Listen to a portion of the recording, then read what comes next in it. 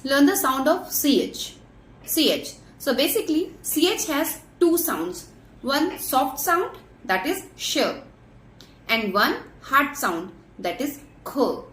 So whenever we add vowel a, o, u with ch, it will give hard sound, that is kh.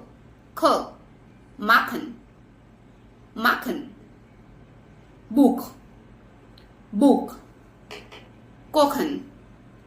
Kokhan. And when we add any other letter or vowel a, e and a umlaut, o umlaut, u umlaut, it will give the sound of sh. Sh. For example, ish. Ish. Vishtish. Vishtish. Schreiben. Schreiben.